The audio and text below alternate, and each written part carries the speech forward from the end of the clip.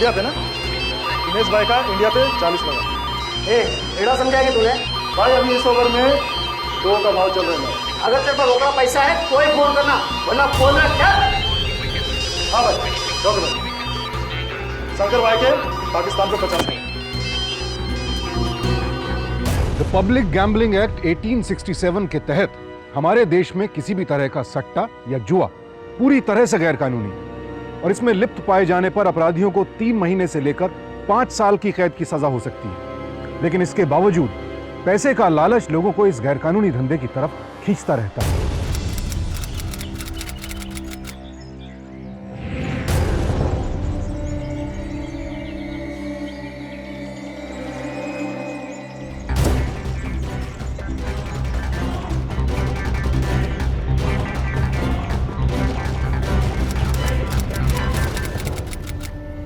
ये लो 3000।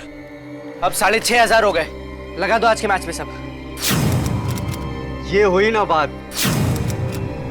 अभी तू देख इसका 4 टाइम कैसे दिलाता हूँ तेरे को। आजा चल, आजा। दादा ये पैसों का इंतजाम कहाँ से हुआ? चल तो अरे आजा दादा। चल चल, कुछ नहीं कुछ नहीं। ये अपना पूरा 6.5। मुंबई, इस शहर ने देश को कई मशहूर क्रिकेटर्स दिए हैं, लेकिन इस खेल से जुड़े सट्टा बाजार ने भी अपना सबसे बड़ा जाल इसी शहर में फैलाया है। सट्टा बाजार, जी हां, खेल के मैदान से दूर खेली जाने वाली वो बाजी जहां रातों रात अमीर बनने का छलावा है, जहां बोली लगाते ही जेबें भर जाने का भ्रम है, किस्मत आजमाने की वो लत जो इंसान को सिर्फ कंगाल ही नहीं, अपराध का शिकार भी बना देती है। उम्र की हदों से दूर यह गोरख धंधा किसी को भी अपनी जद में ले सकता है, जिस तरह से अविनाश को सट्टे ने अपने काबू में कर लिया था। और एक बार यह खून उसके मुंह लग गया तो फिर उसकी भूख बढ़ती ही गई, इस हद तक कि एक सीधा साधा लड़का जुर्म की दलदल में धंसता चला गया। लेकिन सवाल यह है कि एक 17 साल का मासूम लड़का आखिर इस दलदल में पहुंचा कैसे? गोभी दादा ये चल 50 निकाल। और ये लगी अब 100 की शर्त। और तुझे 4 बॉल में आउट करके दिखाऊंगा। 4 बॉल में बेटा तेरे को 4 बॉल 4 सिक्स मारता हूँ मैं। चल आजा चल।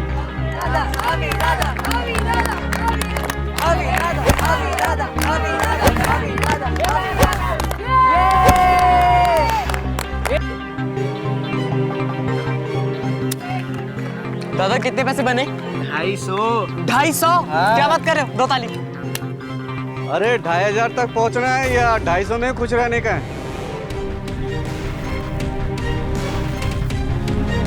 2500 तक पहुंचने का है या 250 में खुश रहने का है? मतलब ये कि हजारों में खेलेगा तो हजारों ही जीतेगा ना। बड़ा खेल रहा हूँ ना, तो कल शाम राम जी चौक वाले चाइनीज की ठेली पर जाएंगे। बाकी सब वहीं समझा देंगे। चल राघव।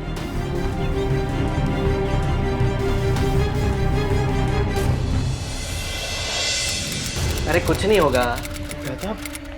अगर वो हमारे 1000 रुपए लेके भाग गया तो?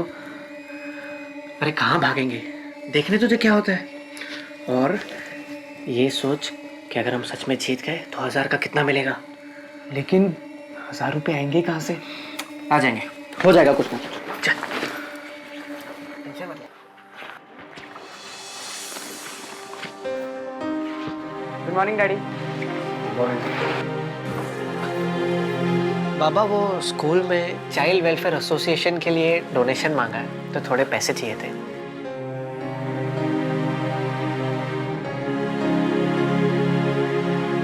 ठीक है बाबा, थैंक यू सो मच।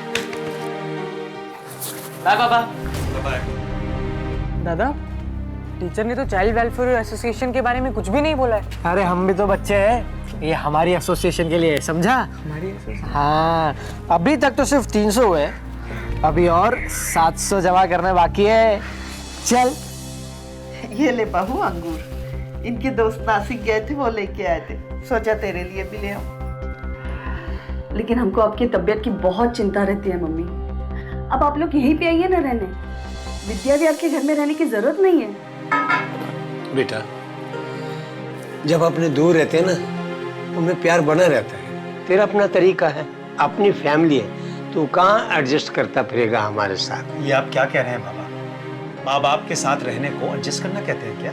मेरा मतलब वो नहीं था बहू। अब मुझे और तेरे ससुर जी को वहाँ रह के 45 साल हो गए हैं। वहाँ पर सब लोग हमें जानते हैं और हम सबको जानते हैं। अब इस उम्र में नई जगह और नए लोगों के बीच में नहीं हो पाएगा बहू। लेकिन आपको पता है ना आजकल का टाइम कितना खराब है, कहीं भी कुछ भी होता रहता है। और इस उम्र में हम आप लोगों को ऐसे अकेले कैसे रहने दें? अरे अकेले किधर बेटा, वहाँ सब अपने तो हैं। और अगर हम यहाँ आ गए तो वहाँ जो 2 फ्लैट हमने भाड़े पे दे रखे हैं उनकी देखभाल कौन करेगा? वहाँ कौन रहता है, कैसे रहता है, ये सब देखना पड़ेगा ना। ठीक है बाबा, मैं तो खाली आपको बोल सकता हूँ, बाकी आप तो करेंगे वही जो आपकी मर्जी हो। मैम वो स्टैंडर्ड 9 में मेरा छोटा भाई अद्वैत वो सीढ़ी से गिर गया और उसे पैर पे बहुत चोट लगी है मैम। क्या? हाँ मैं फर्स्ट एड रूम में लेके गया, लेकिन उन्होंने कहा डॉक्टर को दिखाना पड़ेगा और मेरे पास ज़रा भी पैसे नहीं है। आप मुझे प्लीज़ थोड़े पैसे देंगे, मैं आपको कल लौटा दूंगा, प्रॉमिस। हाँ, ये अभी तो मेरे पास ये 200 रुपए हैं। तुम जाओ अपने भाई को डॉक्टर के पास लेके जाओ। ठीक है मैम, थैंक यू। ओके, गो गो।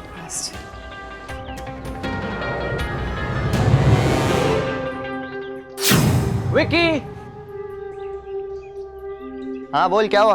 अरे विकी कैसा है यार? अच्छा हो बस। अच्छा विकी, मेरी ना बायो की बुक गुम हो गई यार दूसरी बार, और बाबा को पता चला ना तो मुझे सॉलिड मार पड़ेगी। मेरे पास ना पैसे भी नहीं है, तो मुझे प्लीज़ थोड़े पैसे देगा क्या? देखिए यार, मैं 200 रुपए दे सकता हूँ। चलेगा, थैंक्स यार। लेकिन मुझे कल वापस चाहिए। हाँ, अरे पक्का यार, थैंक्स यार। अरे रमेश बेटा, तुम लोग कुछ दिनों के लिए सब लोग बच्चों के साथ हमारे यहाँ आके रहो ना विद्या विहार में। आता हूँ आई, सैटरडे संडे। अरे रुको, मैं खोलती हूँ। आलात, या बघा कोण आलंय बघा। दादी। आ गए तुम लोग स्कूल से? हाँ बच्चों। नमस्ते दादी। बेटा नमस्ते दादाजी। बैठ। कैसा है बच्चा?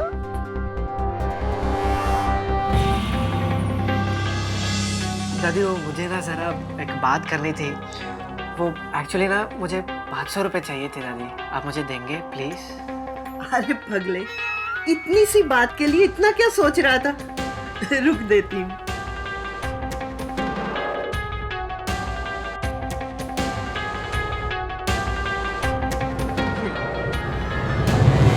थैंक यू दादी, थैंक यू सो मच। माँ बाप और घर के बड़े बुजुर्ग अक्सर अपने लाड प्यार में बच्चों की छोटी मोटी नादानियों को नजरअंदाज कर देते हैं, और कभी ध्यान गया भी तो खास तवज्जो नहीं देते। यही गलती सुजाता ने की। उसने बिना कुछ पूछे अविनाश के हाथ में 500 रुपए थमा दिए, जबकि एक 17 साल के लड़के को 500 रुपए देने से पहले कम से कम इतना तो पूछना चाहिए था कि आखिर उसे ये पैसे चाहिए क्यों। आजा आजा, मेरे को मालूम था तू जरूर आएगा। पैसे ला। हाँ ला दे। पहले मुझे बताओ हम जीतेंगे कैसे? हाँ ये बात तो है। चल आज तेरे को बताता हूँ डबल कैसे होगा। आजा। अरे आजा। नमस्कार अन्ना। कैसे बेटा? हाँ बस ठीक हो। अच्छा आज का भाव क्या है? 1 का 3। 1 का 3 मतलब 1000 का 3000। नहीं, हार गए तो? अबे ऐसे डरेगा ना तो जीतेगा कैसे? डर मत, ला पैसे दे, लगा दे। नहीं, हमको नहीं लगाना है। चलो दादा। अरे यार तुम लोग भी ना, तुम्हारा तो टाइम खोटी कर रहे है, लेकिन मेरा भी कर रहे है। चल जाने दे यार, मेरे को नहीं करना। एक मिनट किरण भाई, बोल। ये लो 1000 रुपये, लगा दो। क्या कर रहे हो दादा आप? अगर हार गए ना तो सब पैसे चल जाएंगे। कुछ नहीं होगा। ये हुई ना बात, अब देखना। अन्ना ये 1000 लगा दो। आसान रास्ते से ज्यादा पैसा कमाने के लिए जहां लाखों करोड़ों का सट्टा लगता है, वहीं लोकल दुकानदारों और जानने वालों के बीच छोटे मोटे दांव भी लग जाते हैं। लेकिन रास्ता चाहे जो भी हो, इस सट्टा बाजार की मंजिल एक ही है, बर्बादी। ये एक बुरी लत है, और अक्सर ये लत अपराध की दुनिया की तरफ पहला कदम साबित होती है।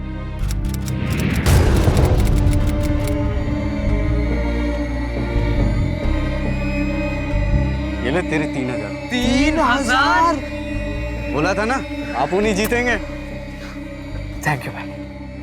बच्चों को लालच के जाल में फंसाने का यह पहला कदम होता है जो किरण ने उठाया था, अविनाश को यह विश्वास दिलाकर कि वो बिना किसी मेहनत के रुपए कमा सकता है। सटोरिया ये बात अच्छी तरह जानते हैं कि एक बार ये सोच किसी के दिमाग में बैठ जाए तो फिर वो अपने आप उनके पास खिंचा चला आएगा, और यही अविनाश के साथ हुआ।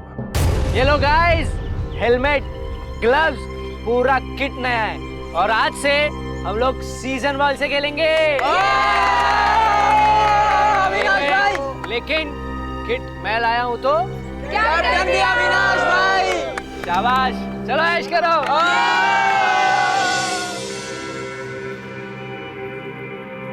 क्या है साला, तुम नए लोग का ना यही चल पड़ा है, आगे के बारे में कुछ सोचते ही नहीं। तेरे को बोला था ना पैसे मत उड़ाना। तेरे को मालूम है आज के मैच का भाव क्या चल रहा है? 4 10 हजार और लगाता ना तो एक एक को 40 हजार मिलते।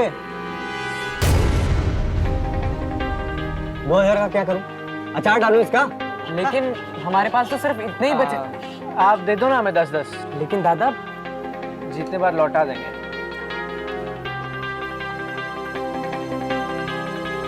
चल ठीक है, तू भी क्या याद रखेगा किससे पाला पड़ा था। अन्ना नमस्कार। अरे कैसा बेटा? एकदम बढ़िया। कौन टॉस जीता? अरे अभी तक मैच शुरू नहीं हुआ। अन्ना इन दोनों का 10-10 लगाने का है आज के मैच पे, इंडिया पे। हमें उधारी नहीं देता। अरे अन्ना उधारी किधर, आज ही जीत के वापस कर डालेगा ना। और मैच हार गया तो? अरे क्या अन्ना, आप उनका कैलकुलेशन कभी फेल हुआ है क्या? लगा दो ना। ओके, तू बोलता है तो कर देता हूँ। लालच इस कदर बढ़ चुका था कि अविनाश और अद्वैत ने इतना संगीन जुर्म कर डाला, और फिर इस वारदात को छिपाकर उन्होंने अपना गुनाह और भी संगीन बना दिया। उन्हें पैसे के आगे अब कुछ नहीं दिखाई दे रहा था, सब धुंधला पड़ता जा रहा था। अबे तू टेंशन काहे को ले रहा है?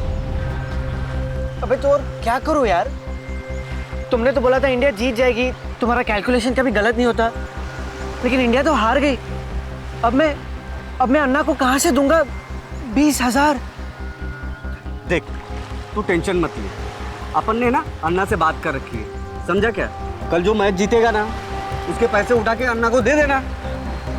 दादा पहले हम 20,000 रुपये हार चुके हैं, और कल फिर लेके आएंगे या फिर हार जाएंगे। अबे एक दिन नसीब खराब निकलता है ना तो इसका मतलब ये नहीं कि तू रोज रोज हारेगा, समझा?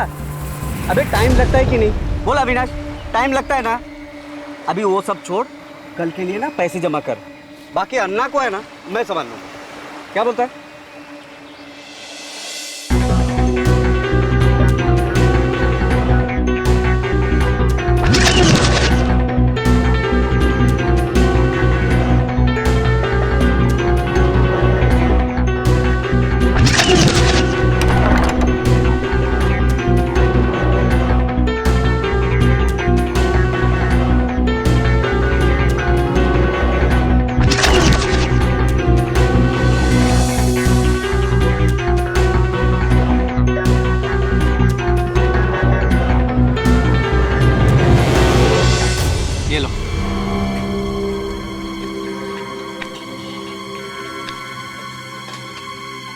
बस 3,500? इससे क्या होगा? इतना ही हो सका किरण भाई। अरे यार तेरे को मालूम है 4 का भाव चालू है, 3,500 से क्या होगा भाई? पूरा लगा देगा ना तो जीतेगा कितना? सिर्फ 14,000। 20,000 अन्ना को देने हैं, किधर से होगा भाई? कम से कम 5,000 चाहिए।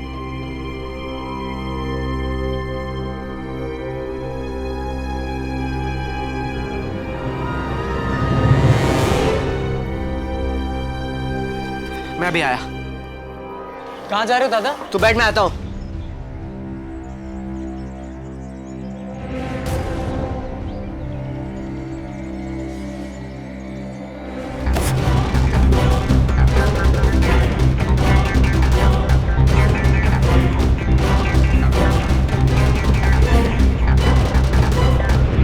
ये लो 3,000। अब 6,500 हो गए। लगा दो आज के मैच में सब। ये हुई ना बात, अभी तू देख अपुन का कमाल। इसका 4 टाइम कैसे दिलाता हूं तेरे को।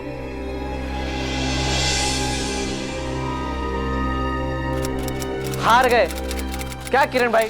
आप तो कह रहे थे आज जीत के अन्ना को पैसा लौटा देंगे, उल्टा और नुकसान हो गया। अब अन्ना तो छोड़ो, मेरे पास टेक्स्ट बूस्ट खरीदने का भी पैसा नहीं है। फंस गया मैं तो। अरे यार तू टेंशन बहुत लेता है हाँ? चल आजा, तेरी टेंशन दूर करता हूँ। आजा, आज तेरी सारी टेंशन दूर कर देता हूँ। सुन, अपन की पहचान का ना एक बहुत बड़ा बुकी है, अपन उससे बात करता है। इस बार बड़ा खेलेंगे, वो चाइनीज वाले चिंदी जगह पे नहीं, बड़ी जगह पे। नहीं नहीं, हमें नहीं खेलना है दादा, ये ना हमेशा ऐसे ही बोलता है और हारते हैं हम लोग। तो किधर से लाएगा पैसे बोल? देख, आज है ना क्वार्टर फाइनल का बड़ा मैच है, सॉलिड लगा ले, सॉलिड जीत ले और एक ही बार में ना सारे उधार चुकता कर डाल, समझा? और ये छोटी मोटी हार से अगर तू रुक जाएगा ना तो तेरा कुछ नहीं होने वाला है। लेकिन पैसे कहाँ से आएंगे? पैसा कुछ तो करना पड़ेगा यार। पैसे कहाँ से आएंगे? मेरे पास एक आइडिया। दादी वो आपसे जरा एक काम था। हाँ बोल बेटा, क्या बात है? दादी वो बाहर मेरा एक फ्रेंड है किरण,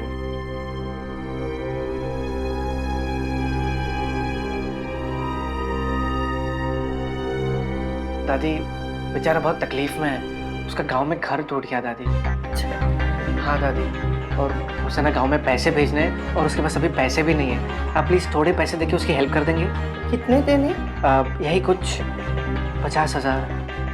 क्या 50,000? तू पागल हो गया क्या? दादी दे दो ना प्लीज, उसे बहुत जरूरत है, और आपके पास है भी तो सही इतने पैसे। हाँ है तो सही, पर वो हमारे दूसरे मकान के डिपॉजिट के पैसे हैं, वो मैं नहीं दे सकती। दादी प्लीज प्लीज उसकी हेल्प कर दीजिए, वो आपको वापस लौटा देगा। पहले तू मुझे ये बता कि इतनी बड़ी उम्र वाले लड़के को तू कैसे जानता है? दादी वो हमारे घर के पास ही उसकी दुकान है, आप प्लीज उसकी मदद कर दीजिए ना दादी। चुप कर, तू अभी बच्चा है, जरूर उसी ने तुझे अपनी बातों में फंसाया होगा। अभी देखती हूँ मैं। नहीं दादी, उसे कुछ मत बोलिए। क्यों ना बोलूं उसे? हैं? अरे उसका कोई घर वन नहीं टूटा है, वो सब झूठ बोल रहा है। तू उसकी संगत में रहेगा ना, तू भी बिगड़ जाएगा। अगर तूने अभी उसका साथ नहीं छोड़ा ना, तो मैं तेरे बाबा से तेरी शिकायत कर दूंगी। उसको तो मैं अभी देखती हूँ। नहीं दादी, दादी ऐसा नहीं है। एक तो यार तुम लोगों की मदद करो, ऊपर से ना इज्जत का कचरा करवाओ। भलाई का तो कोई जमाना ही नहीं है।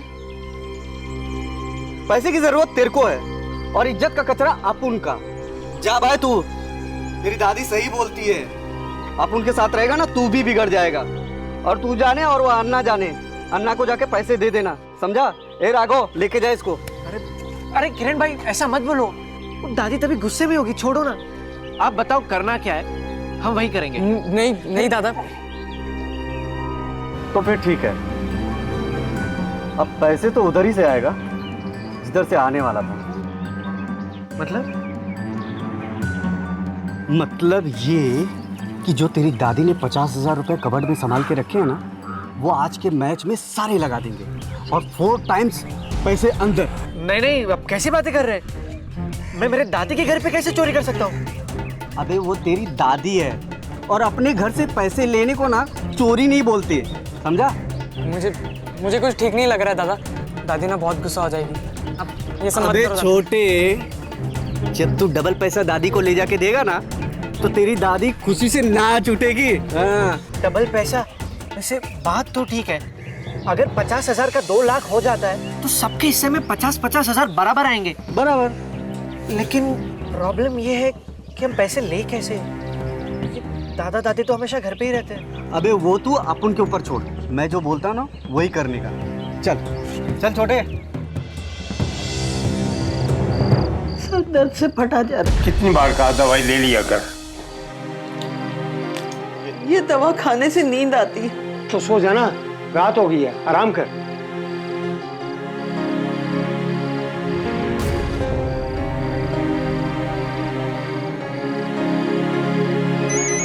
मैं लेती हूँ ना। ले। रात को किसका फोन आ गया? हेलो, क्या अद्वैत का एक्सीडेंट हो गया? हेलो हेलो, क्या हुआ? कोई कह रहा था अद्वैत का एक्सीडेंट हो गया।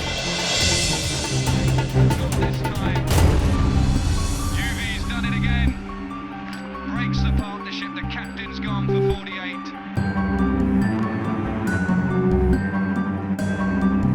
रमेश का फोन स्विच ऑफ आ रहा है। अब क्या होगा? क्या करेंगे? मुझे जानो। देखो ना भाई, कर दिया ना काम। शाबाश। हाँ, निकल गए दादा दादी। अच्छा तूने तेरे भाई को बोला था कि नहीं तेरे बाप का फोन स्विच ऑफ करने के लिए? अरे बोल दिया था। चले चलो। अरे दरवाजा तो खुला है क्या?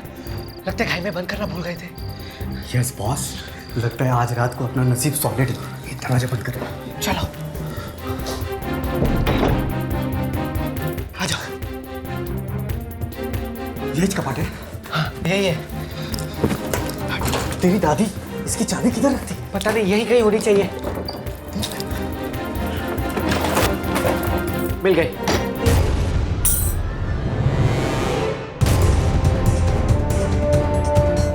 कौन है अंदर? कौन है अंदर? अब क्या करेंगे किरण भाई? हम तो फंस जाएंगे, मर जाऊंगा मैं। चुप रहे, बम मत मार। तू इधर चुप जा। अंदर कौन है?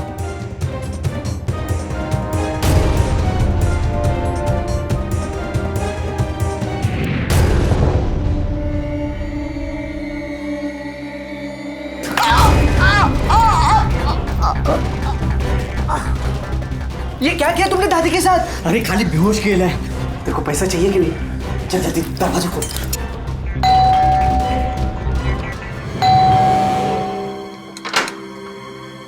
अरे बाबा, अद्वैत कैसा है? कहाँ है? अद्वैत को क्या हुआ? अद्वैत तो एकदम ठीक है। मुझे किसी ने फोन किया था। फोन? हाँ, मुझे किसी ने फोन किया था, अद्वैत का एक्सीडेंट हो गया है। तुझे फोन किया था, तेरा फोन स्विच ऑफ आ रहा है। मेरा फोन स्विच ऑफ आ रहा था? एक मिनट। अरे हाँ, मेरा फोन तो बंद है।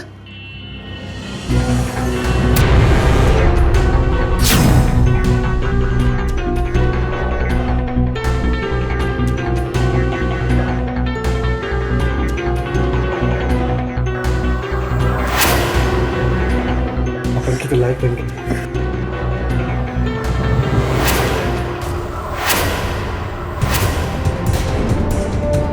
अविनाश,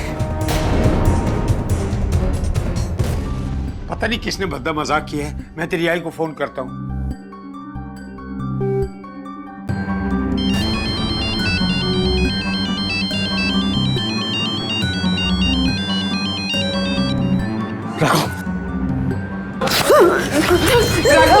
छोड़ दादी को, मुझे छोड़। तेरी आई तो फोन नहीं उठा रही। अरे आप मुझे दीजिए, मैं लगाता हूँ। किरण भाई, क्या कर रहे हो? फंसेगा तू। बोल जल्दी, क्या करूं? बोल।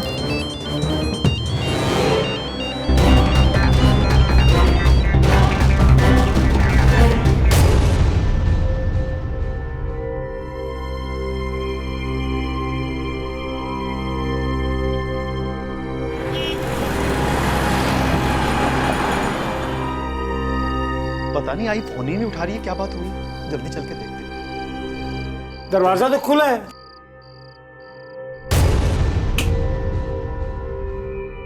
अरे सुजाता, हाँ? घर की क्या सुजाता, हालत?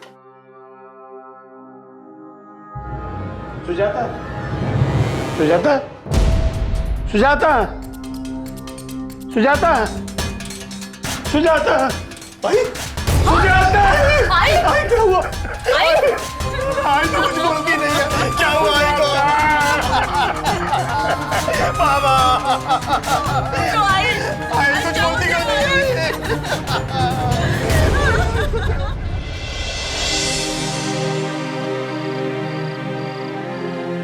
शांत रहिए बाबा।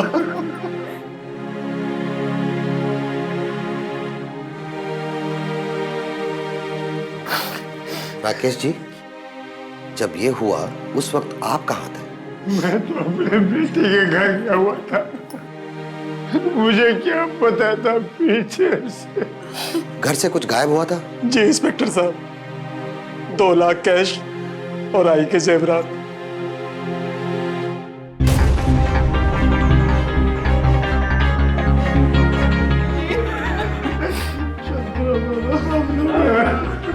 बाबा, ये क्या हो गया? तेरी दादी चली गई अविनाश।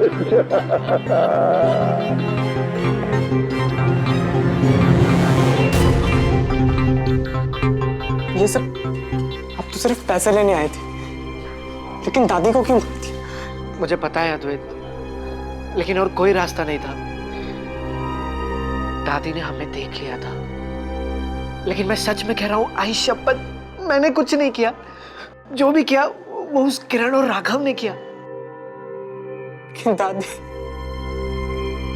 के जाने का दुख मुझे भी है अद्वैत, पर अब जो हुआ भूल जा और किसी को कुछ मत बताना, वरना हम दोनों को जेल जाना पड़ेगा। ये कहकर कि उसने खुद कुछ नहीं किया था, अविनाश अपने अपराध बोध को कम कर सकता था, लेकिन अपने जुर्म को छिपा नहीं सकता था।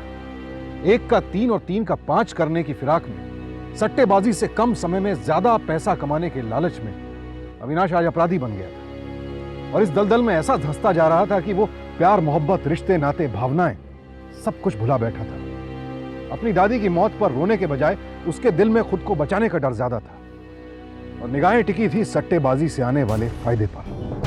ये ले तेरे हिस्से का 1 लाख और ये तेरे गहने। तो 1 लाख क्यों? तो क्या मैच में तो 2 लाख लगाए थे ना, और जीते भी, तो उस हिसाब से सबके हिस्से में 2.5 लगाने चाहिए। अबे जितना मिल रहा है ना उतने में खुश है, समझा? मेरे साथ धोखा किया ना तो मैं पुलिस को जाके बता दूंगा कि मेरे दादी का खून तूने किया है। चूजे, तू मेरे को धमकी दे रहा है? छोड़ मेरे जा बोलना जिसको बोलना है, जा छोड़ दे मेरे अगर तूने मुंह खोला ना तो तू भी जेल जाएगा अपनी दादी के मर्डर के लिए, इसलिए बोल रहे लो। 1 लाख उठा और बंटा के ले यहाँ से, जा ऐश कर। चल, क्या देख रहा है? चल जल्द, चल उठा बैग, निकल, चल। साला। लेकिन भाई आपने गहने क्यों दिए? अबे वो सिर्फ 1.5 लाख के गहने थे, समझा? जो भी उसे बेचने जाता ना वो खुद ही फंस जाता। तू फंसना चाहता है क्या? नहीं ना, तो टेंशन मत ले, चल ऐश करते हैं। सर, इस एरिया के जितने भी लोगों के पुलिस रिकॉर्ड्स हैं सबको राउंड अप किया, लेकिन कोई इंफॉर्मेशन नहीं मिली। शायद कोई नया बंदा है। पोस्टमार्टम रिपोर्ट के हिसाब से खून के पहले किसी भारी चीज से मारकर बेहोश किया गया था। उसके बाद घर वाले वहां पहुंचे तो दरवाजा खुला था, यानी कि शायद कोई ऐसा आदमी है जो इन लोगों को अच्छी तरह से जानता हो। इसी वजह से वो बड़ी आसानी से घर के अंदर भी घुस सका। सर, खून रात को 10:30 बजे हुआ था। उस टाइम कौन आ सकता है घर में? हाँ जाकिर भाई, क्या रेट चालू है? अच्छा 4 का। तो एक काम करो, मेरे वाले में से 40 लगा दो और 20 खा लो। क्या इतने बचे नहीं है? ठीक है, तो 20 लगा दो। अरे बाबा, ये बैग लेकर कहाँ जा रहे हैं आप? मैंने आपसे कहा ना, मैं आपको अकेले नहीं रहने दे सकता। नहीं बेटा, तेरी आई की बहुत यादें जुड़ी हैं वहां। बाबा, आप अभी भी अपनी जिद लेकर बैठे हुए हैं। जो हुआ वो क्या कम हुआ? काहे की यादें, काहे के अपने लोग। अगर अपने लोग होते ना तो आज मेरी आई जिंदा होती। बाबा, आप समझने की कोशिश कीजिए। मैंने एक एजेंट से बात की है, विद्या विहार के 3 फ्लैटों को मिलाकर अच्छे दाम मिल रहे हैं। हम उन्हें बेचकर एक नया फ्लैट लेंगे। साथ में रहेंगे तो कम से कम एक दूसरे का दुख दर्द तो बांट सकेंगे ना बाबा। और वैसे भी मैं इस हालत में आपको अकेले नहीं रहने दे सकता। तू चिंता मत कर बेटा, मुझे कुछ नहीं होगा। एक अनजान आदमी के डर से मैं अपना घर नहीं छोड़ सकता। सुजाता नाराज हो जाएगी। जब तक उस आदमी को सजा नहीं मिलेगी, सुजाता की आत्मा को शांति नहीं मिलेगी। मैं उस आदमी को सजा दिलवा कर रहूंगा।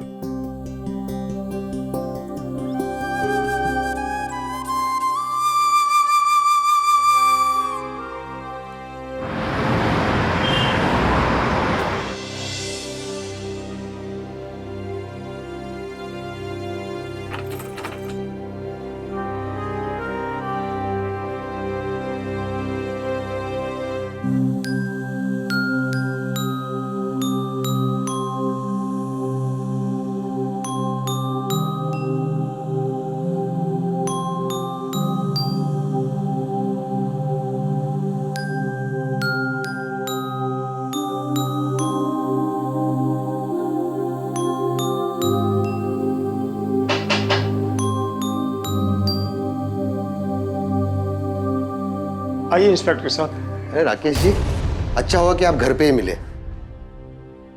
दरअसल हम ये जानना चाहते हैं कि उस रात को हुआ क्या था।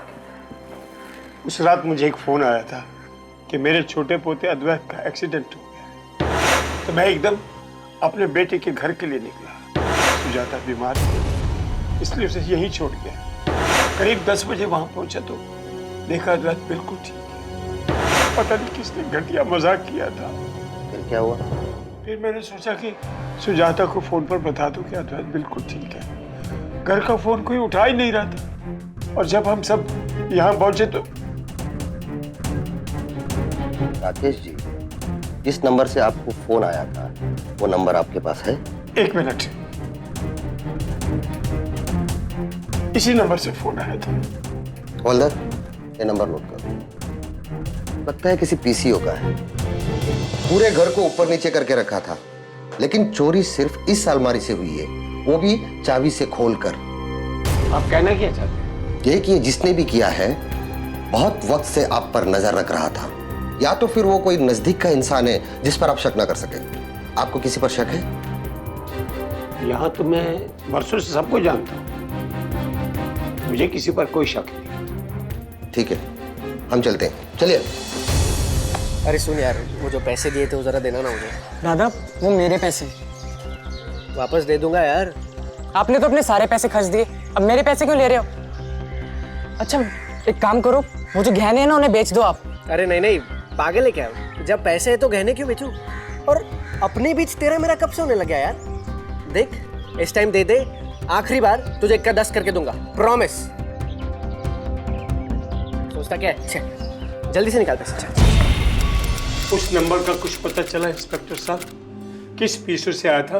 फिलहाल कुछ नहीं, और वो सिक्के वाला पीसीओ था, दुकान के बाहर लगा हुआ था, इसलिए दुकानदार को भी पता नहीं है कि किसने फोन किया था। इसका मतलब उसका कभी पता नहीं चलेगा? राकेश जी, हम अपनी तरफ से पूरी कोशिश कर रहे हैं, आप क्यों परेशान हो रहे हैं यहाँ आकर? जैसे ही वो लोग चुराए हुए गहने को भेजने की कोशिश करेंगे, हम उन्हें पकड़ लेंगे, हम उन तक जरूर पहुंचेंगे, और कुछ पता चलते ही हम आपको फोन कर देंगे, आप फिक्र मत कीजिए।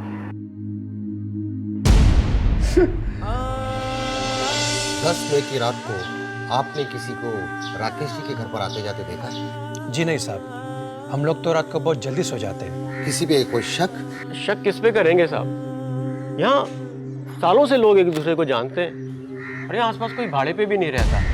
हाँ, दूसरी गली में राकेश जी के 2 और घर हैं जो अक्सर भाड़े पे उठाते हैं, और वहाँ हर साल कोई ना कोई नया आदमी आता रहता है। राकेश जी के दोनों घरों के किराएदार कौन है, कहाँ है? सर वो लोग फिल्म लाइन में काम करते हैं सर, शायद काम पे गए होंगे। बिना पुलिस वेरिफिकेशन के आपने घर भाड़े पे कैसे दिया? सर ये इस सोसाइटी में ज़्यादा मचमच नहीं होती है सर। फिर भी सर मैं माफ़ी चाहता हूँ सर, मैं फ़ौरन अभी पुलिस वेरिफिकेशन करवा लेता हूँ। लेकिन सर मेरे को लगता नहीं है कि ज़्यादा दिन लोग यहाँ रहेंगे। क्यों? सर अभी 2 दिन पहले राकेश जी का बेटा आया था, अपने 3 फ्लैट बेचने की बातें कर रहा था मुझसे। अच्छा? जी सर।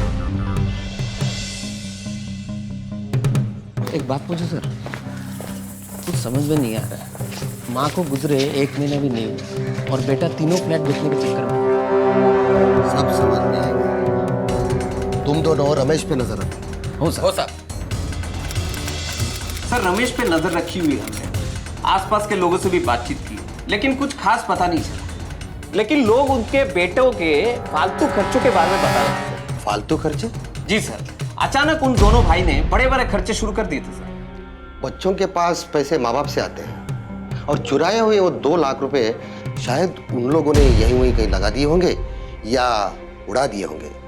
उन गहनों के बारे में कुछ पता चला? गहनों की बिकने की भी कोई खबर नहीं है सर।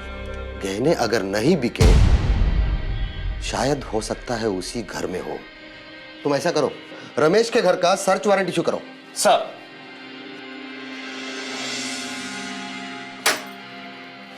हमें आपकी घर की तलाशी लेनी है।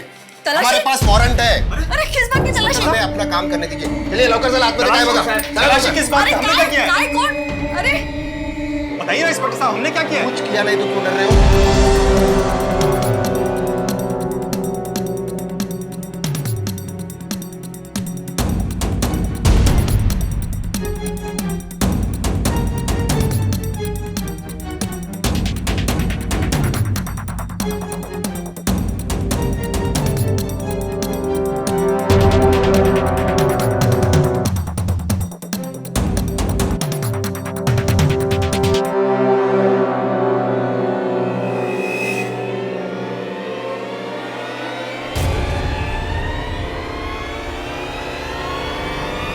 ये मिला है, इसमें काफी सारे गहने हैं। आई के गहने?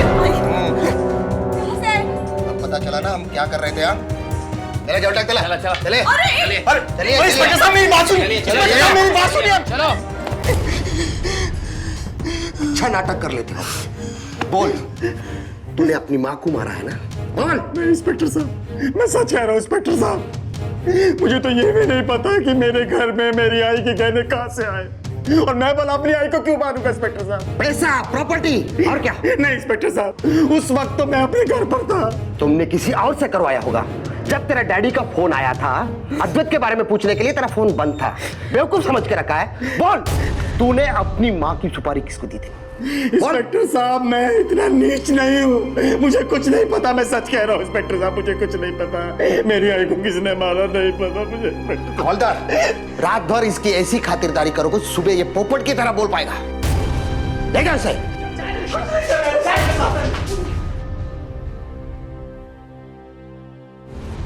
ये गहने हमें आपके बेटे के घर से मिले हैं। ये गहने आपकी पत्नी सुजाता की है ना? अगर आपके बेटे ने कुछ नहीं किया तो ये गहने उनके पास कहां से आए? इंस्पेक्टर साहब, हमें सच में नहीं पता ये गहने हमारे घर में कैसे आए। मेरे पति निर्दोष है सर। बाबा देखिए नहीं सब क्या बोल रहे हैं। आप कुछ बोलिए ना बाबा, बोलिए ना। मेरे बाबा को ना पुलिस पकड़ के लेके गई है। तुम लोग बता रहे हो पुलिस को कि मैं बता दूं? अरे किरण भाई, बच्चा है। समझा तेरे भाई को, ज्यादा सेंटी होने की जरूरत नहीं है, नहीं तो तेरे को भी ना इधर ही काट के फेंक देगा। ये कुछ नहीं बोलेगा, लेकिन पुलिस बेकार में मेरे बाबा को परेशान कर रही है। देख तू टेंशन मत ले, आ जाएगा। तेरे बाप को ना कुछ नहीं होने वाला, समझा? सबूत मिलेगा ही नहीं तो पुलिस क्या उखाड़ लेगी तेरे बाप का। और तुम दोनों है ना चुप रहने का, तेरा बाप छूट जाएगा। टेंशन मत ले, समझा क्या? समझा? बोलना हाँ। हाँ चल राघव, समझ कर अब चुप रहने का।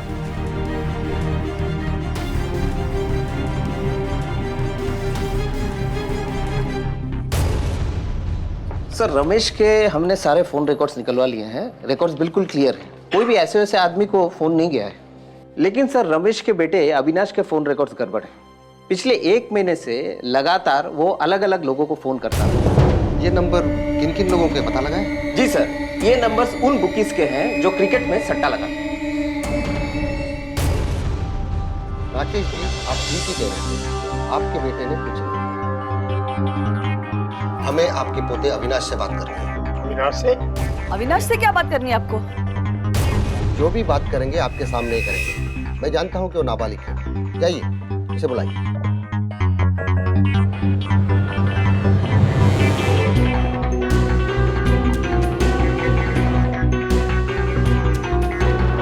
मई की रात को तुम कहाँ थे?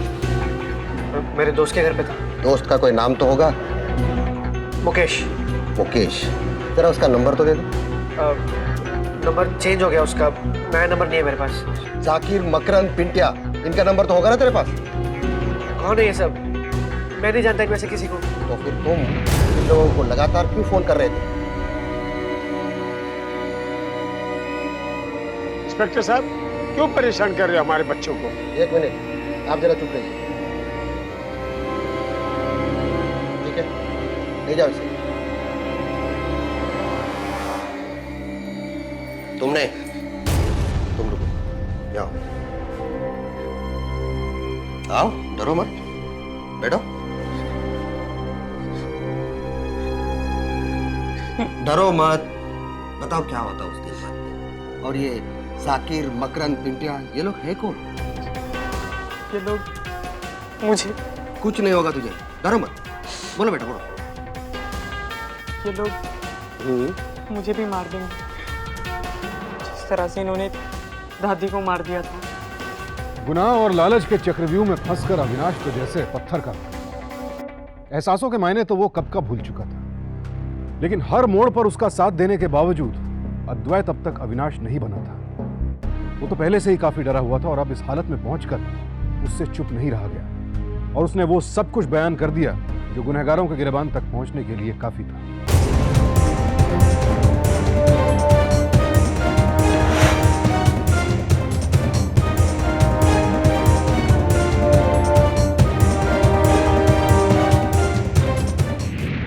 ले जाओ अंदर को।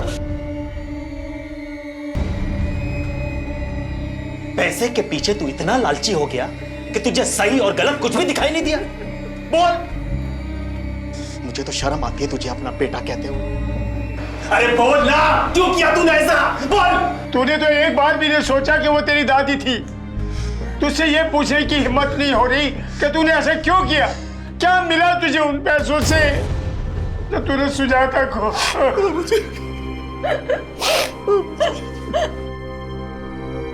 हवलदार,